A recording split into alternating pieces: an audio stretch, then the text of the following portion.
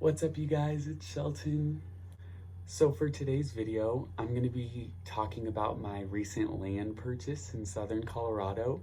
I'm going to be going over the backs and forths of working out the agreement with the seller, making sure all of my ducks were in a row, as well as their ducks, and then the immense amount of calls and research I ended up doing to make sure that this was going to be the right decision for me and to make sure that I wasn't going to get myself in a really bad position. And I'm also going to be going over just how you yourself could become a landowner, because even though it does seem like a pipe dream, it is something that can be accomplished and you can do it. So for some context, I grew up in Nebraska, and traveling in Nebraska, you see lots of land, open land, raw land, unused land, especially when you're traveling down I-70. And I remember as a kid, just like looking out the window and wondering who owns all that land. I would wonder, who owns this land? What's it being used for? Why do they own this land? Is it worth something? And I always kind of knew that land must have been valuable and property must have been valuable because no one I personally knew owned any of it. So I thought that was just for other people, not people like me. But over the years, my interest grew and my curiosity continued, and I would search GIS maps, I would scour Zillow, and I would just look at properties, see who owned them, how much they paid for them, when they sold them, maybe why they sold them. I was always very interested in how these people attained these properties, why they attained them, where they were getting the money from. I don't know, I was just obsessed with it. And it's always carried throughout my life. It was always more of a way for me to dream. Maybe one day I would see my name on those websites. Maybe one day I would click on a property and it would show my information and that I was the owner of the property. But again, a boy can dream. I dream a lot. But in the world that I live in, owning land was really just that, a dream. It was something I couldn't quite picture panning out, just because there were so many obstacles that I would have no idea how to overcome. I wondered, how would I afford land? I don't have any money. If I didn't have any money, how would I get a loan? Because I don't have good credit either. And is there more to being a landowner than meets the eye? How am I supposed to know? Nobody around me is a landowner. But that all changed in 2015 when I started hanging out with people who were associated with people who were landowners, or maybe even related, or the son of, or the daughter of landowners. And I was just absolutely fascinated by the idea. The idea that my friends could just go to some random coordinates in the middle of Nebraska and just stand on top of a silo and say, wow, I own all of this. This is all mine. The power, the beauty, it was just, I was so jealous, but I was just extremely motivated. I wanted more. I wanted the land for myself. Gosh. And ever since that day, I just knew I was gonna make my dreams a reality. I was gonna be that person who owned the land. Somebody else is gonna drive past my land and wonder, oh, I wonder who owns that. It's gonna be me. So after finding a property available on a local site, I inquired about the property, asked all the questions that I imagined needed to be asked at the time. Of course, I ended up asking more questions as time went by and the more I learned. But once I got a response from them and I found out that it was going to be something a little more real, I really started doing research. I called every single county assessor, county recorder, county treasurer, county everything. I was like making sure that my land was free of liens, free of taxes, free and clear of everything that I would need to be worried about. I made sure that the taxes were something manageable, something I could afford. I did so much research about purchasing land, the pros and cons of investing in raw land, underdeveloped land. I watched way more YouTube videos than I would even like to mention. And I scoured the deed history, the property history, the neighborhood history, the city history. I made quite sure that I was making a sound investment while also satisfying my need for possession of land. And guess what? I got it. So this is the land that I just recently purchased for myself. Stretches about 150 feet that way and makes about 150 feet square. This is the view. Of course, it is underdeveloped land, but it is quite beautiful. So nice out here. The interstate is literally right there, which is very convenient considering it's raw land. The view driving down here was absolutely stunning. This bad boy cost me $1,800, probably the best deal of my life. And who knows what it'll be one day. I'm excited though. Say like, off-grid. Yes. Like, whatever. If they wanted to come in like, off-grid on your land, you could rent it out. So hey guys, it's Shelton. This is my land.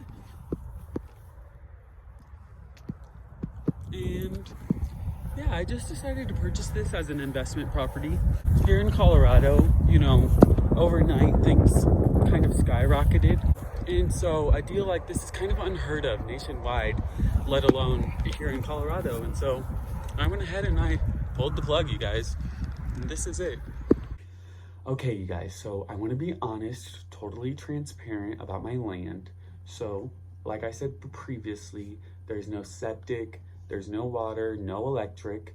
Of course, there's power lines on my land. And when I talked to the county, they said that it would cost about $3,000 to $5,000 to get electric on my land, and probably another $5,000 to $7,000 to get water tapped onto my land. They also gave me the opportunity to build a well, but I'm not really quite sure on how to do that or if that would be worth it for me to invest in. It really just depends on what happens in the future and maybe what my plans develop into. Considering it's never been developed and it is in a town with a population of only 2,000 people, there are, of course, worries from certain people that maybe it was a bad investment or that it's not necessarily going to do anything. And I understand that because the price has been stagnant for about 10 years and it's relatively rural compared to like 20 minutes north of that location. It's like bustling, the economy is like booming. So it is a bit of a concern, but in my thought process, I think, well, no one's creating more land. Colorado is booming. More people are moving here every day. More people are leaving more expensive places and coming here. So I just think that in time, I would probably see a return of my investment, if not more than. But what I am proud of is that I did get 2 plots of land. They're residentially zoned, 0.2 acres each.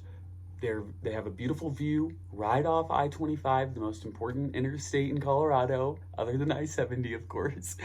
I paid $900 for each plot, $1,800 for both. To mail the cashier's checks, I paid another $7 or something like that. To get it notarized, it was free by my bank. And I also used money from my candy machine business to supplement some of those $1,800. So I was really, really happy about that. And it's a very nice plot in my opinion. I think it's a very nice plot. And so I'm just really happy about that. And the fact that the values haven't changed in 10 years almost give me confidence that even if I am just holding it and doing nothing with it, the value will still retain regardless, even if it doesn't go up or down. I don't imagine it'll go lower. So yeah.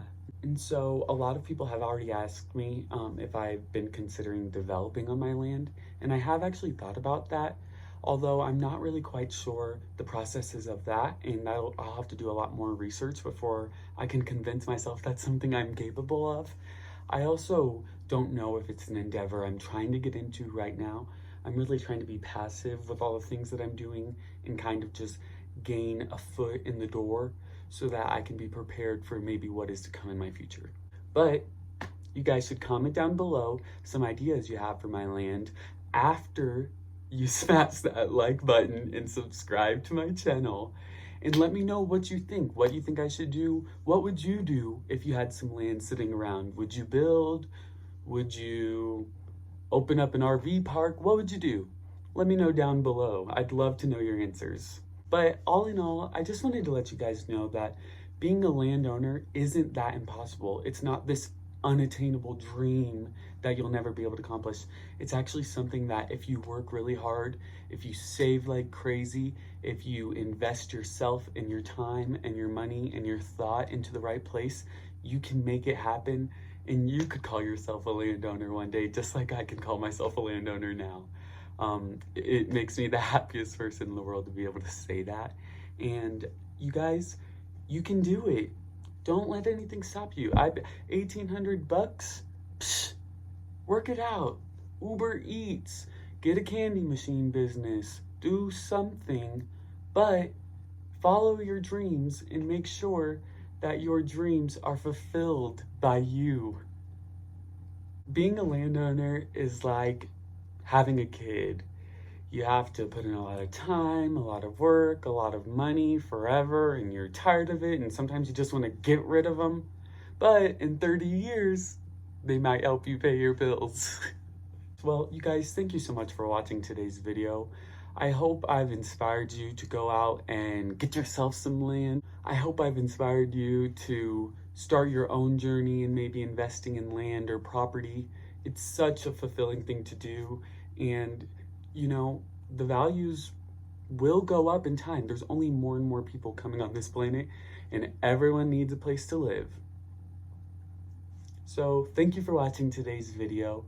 If you guys did enjoy this video, please do like and subscribe. Comment down below if you have any other ideas or you'd like to ask me questions about my land.